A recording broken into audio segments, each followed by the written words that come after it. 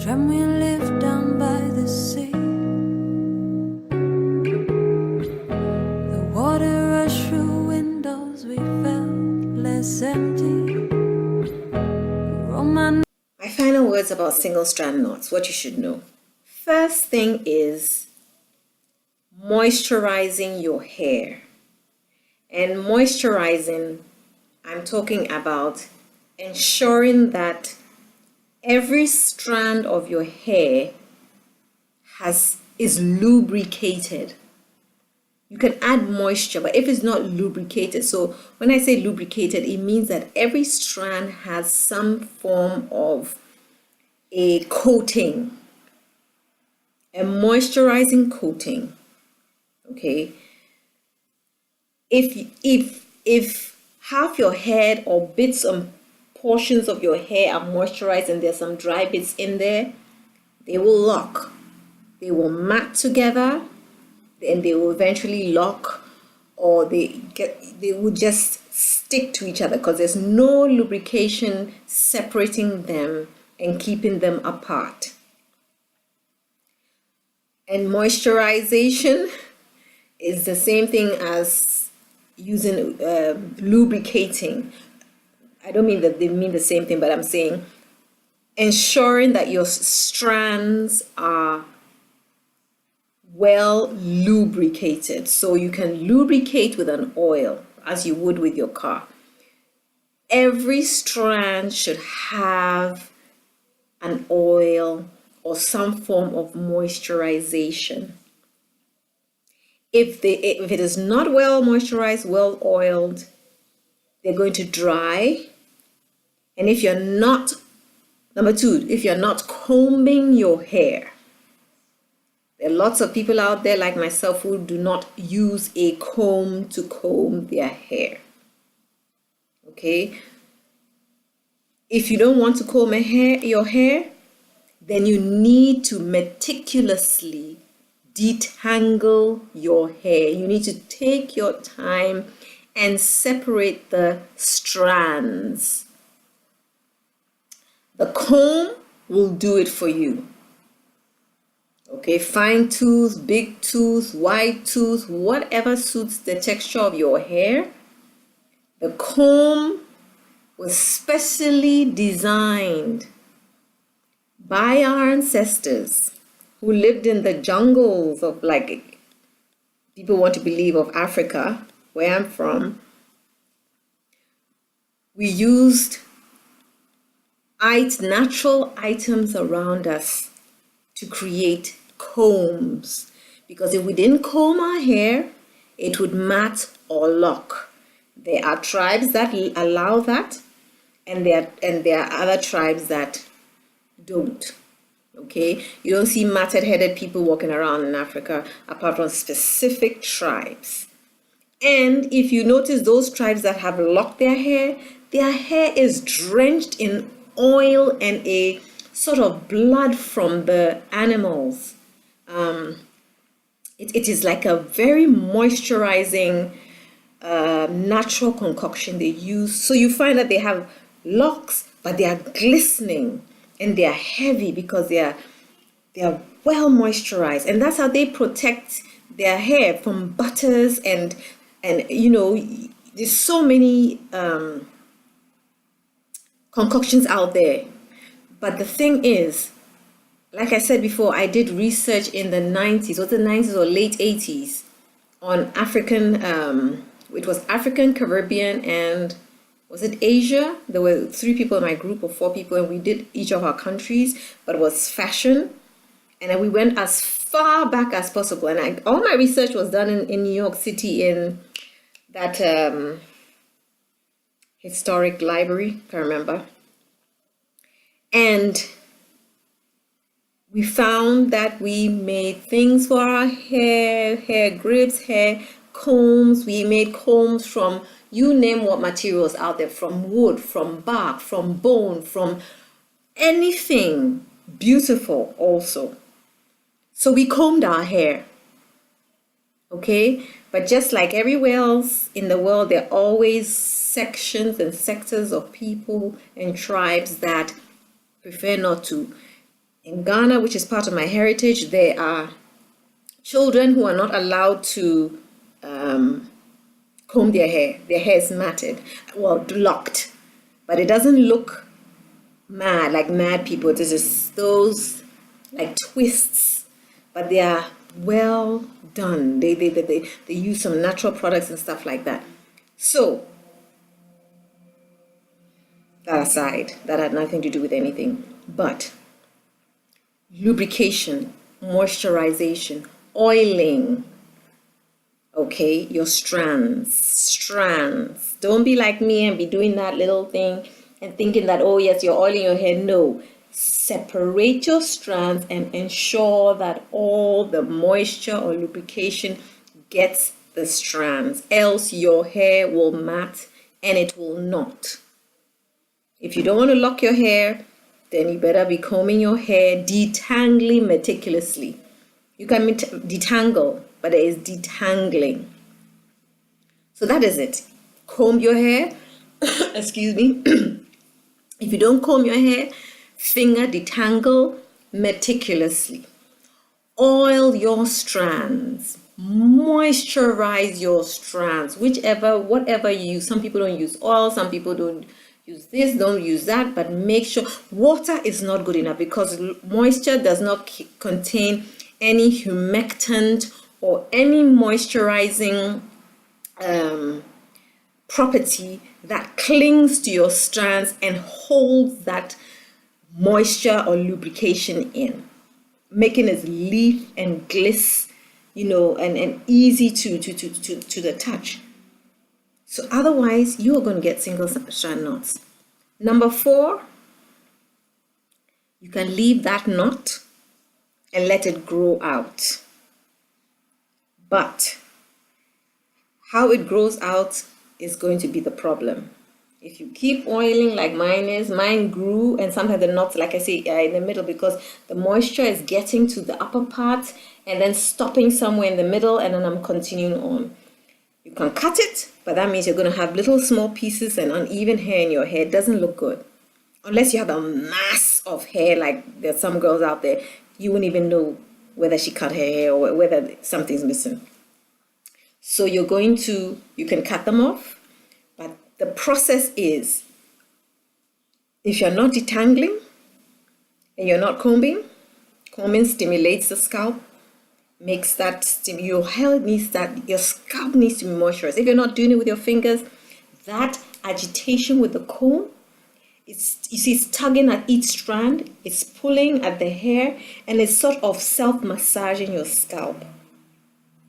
Okay, so that stimulation going to spread any nutrients that need to go around a blood flow to help, the stagnance, the scalp from just sitting.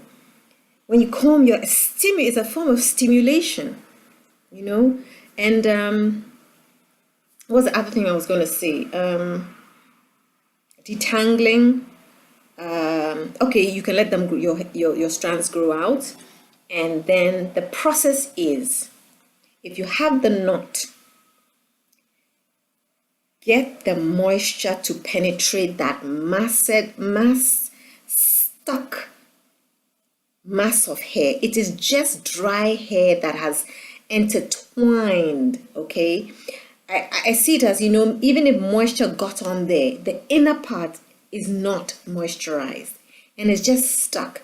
The single strand knot means that you're not agitating your hair. There's no mechanical, there's no friction. There's nothing going on in your hair to separate the strands. And when that happens, it means that your hair is just going to stick together. And some may intertwine, some may not, or they might intertwine in different forms, okay? So you have some knotting at the top, some knotting. But when you squeeze that oil into the knot, or that moisture into the knot, the oil, first of all, what it's doing is it is wetting, or it is causing the dryness of the knot to now be lubricated, making it very, I guess I'm adding French to my to my description, but you're injecting that knot with oil, And that knot is lubricating the strands, and therefore they can't stick together. They separate. They become loose. That mass starts to detangle and separate, and that's how the knot. So when I'm pressing that oil or that moisture into, I'm pressing the oil or moisture or the conditioner into the knot. I'm pressing it, and I'm doing that. So they are my imagination that the hair has kind of, it's coiling in the mess, and now you are coming and straightening it out with the oil. You're saturating it and straightening it out, so they just suddenly move apart. Same with the conditioner. The conditioner is injecting moisture. It is causing that mass to expand. The strands somehow are soaking in that moisture and getting fat, so they unravel. That's my description. So when you put it on that strand, you're pressing the moisture into the mass of hair that has gotten stuck. Some have entangled. Okay, and those single strand knots must have been in my hair probably since, I'm thinking, November or something like that. That's why they were close to the end, because I just left them. I was like, you know what? It's the first thing in the morning when I've brushed my teeth, I've had my bath, and I'm going to do my hair. It's not detangling single strand knots day. I always feel like I have other more important things to do, so my hair would just have to deal with the knots on its own. And I keep them in there, and they've grown out. Okay, they grew out, and they come, and when once they grow out, you find that because they are thin, you can just pull, they've locked and separated themselves from the rest of the hair, so you can just pull them up gently. Don't be like me, gently. They just come up on their own. You can do that, but that means patience, and that means ignoring your hair. That means sometimes parting your hair so that that single strand knot is in there, because sometimes you can part and maybe the strand is up there and you can't really do a part in the middle or wherever it is. But at the end of the day, it's about detangling meticulously, whether you use your fingers or a comb or a brush. Even a brush. Yes, the natural hair community will be up in arms about brushing and combing, but your hair, you should, like my mother said, you should know how to take care of your hair better than anybody else in this world. It's on your head. So whether we say detangle with your fingers and not and that, you decide for your hair. You see what works for your hair before you jump on the bandwagon with everybody, or the bandwagon or barnwagon, whichever it is, with everybody else. Figure it out yourself. I am Miss Detangle with my fingers. I don't know where I got that from, but I just do it. I feel it in my mind. It's gentler. It is, it is just me. It's faster. Combing, I always sometimes associate it with a little bit of pain, because even when I'm combing out, I can feel my scalp like, kind of screaming. But it's a good feel also, because I feel after that my whole head just feels like it's breathing from all that friction. And I feel like blood rushing around my head and even into my face. And I feel it's a good thing. It's like rejuvenating your scalp, so that anything that is stuck, any nutrients that are stuck, I feel where they shouldn't be or need to be spread out, are spread out with that motion and agitation. It's like mixing a cake. You come in and you mix up. Everything is evenly distributed. It's homogeneous. So that is my concept of comb your hair if you can. Comb your hair regularly if you don't want single strand knots. Brush your hair if you want to. Detangle as much as you can, daily, weekly, monthly, if you don't want single strand knots. Otherwise, you can cut them off, but you can also use a method of injecting moisture, lubricant on the strand, on that knot, and just pressing it and giving it that sort of, you are straightening it out with the lubricant. So instead of they're coiled up, they're getting forced to straighten out. That is just that's how I've been doing it. Intuitive. I didn't see anybody, I haven't even looked to see who has talked about detangling single strand knots. All I know is that this works for me. You know, sometimes you're just doing things. All I know is that when my hair is wet, I think even when my hair is, like during the warmer months, my hair is always wet with a leave-in conditioner or stuff like that, at least some part of the day. I mean, from the morning, and eventually it might dry out. But I know that when I use conditioner, I'm able to unravel any knots so easily. You know, I don't even wet my hair with water. I just saturate my hair with conditioner, and then that's how I've always detangled single strand knots. But then when I do this dry, I tend to, in the cooler weather, I tend to just use oils. And if I'm not oiling my hair, if I'm oiling my hair daily but not detangling properly, my hair will mat, or there'll be single strand knots. But once I force the oil or moisture into that knot, and I give that straightening out pressure, it detangles the knots. I mean, you can try that. Some people can, but I think moisturize those knots before you try detangling, because if you're detangling dry hair, you're going to damage and break it. You can cut it off too. I think I used to do that before, and I realized, you know what, you're going to end up with zigzags in your hair, short bits yet, long bits yet, and it doesn't make sense. So you can grow them out as well. So moisturize, lubricate.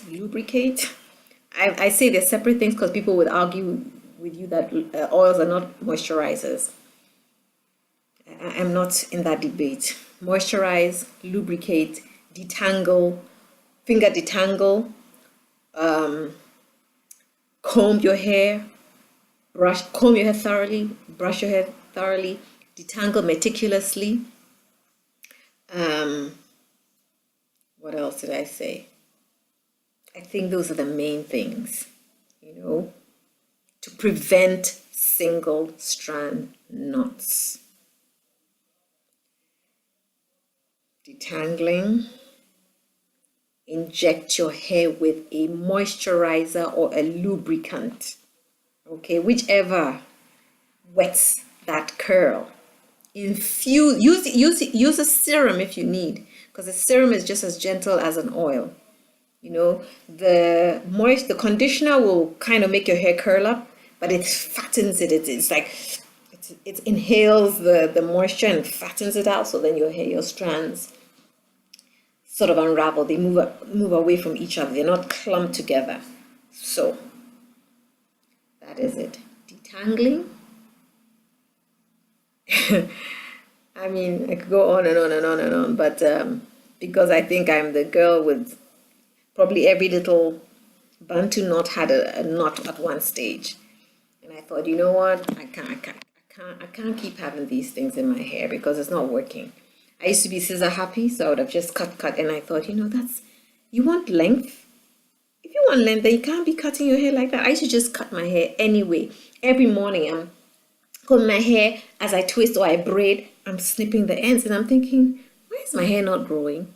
Because I'm snipping every morning, 365 days in a year. You will not have any length retention. So I stopped. And I think that, but I may be wrong, sometimes when you trim the ends of your hair and it's even, the chances of your hair knotting, especially at the end, is less. When it's, when you have the tails, like I have some tails, different lengths, they can just intertwine. So that's another, I think, way to prevent your single strand knots. So I hope you've had an earful, an eyeful, and I hope you enjoyed this as much as I enjoyed informing you. And I thank all the wonderful people who watch my videos and comment and tell me something that helped them or what they liked. I really like that. That touches my heart, because sometimes I just feel like, oh, I mean, really, what am I gaining out of this? Because basically, I'm just out there trying to inform people, pouring my heart out to you people about information about hair. And there are a million other people out there. There's a zillion people out there with information as well. But somehow people find their way to my videos and they learn something and they tell me, and I thank you from the bottom of my heart. I appreciate you from the bottom of my heart. And I will continue to do this because usually when I feel like nobody, why am I doing this? Because I probably have what? Not even 400 subscribers, but I probably have quite a lot of views. But what is that? I mean, what does that mean really in the realm of things with all those people out there with 1 million and 2 million subscribers and my little, what, under 400? I don't mind because I always feel that I can share some nuggets of information or wisdom that you may not get on the other channels.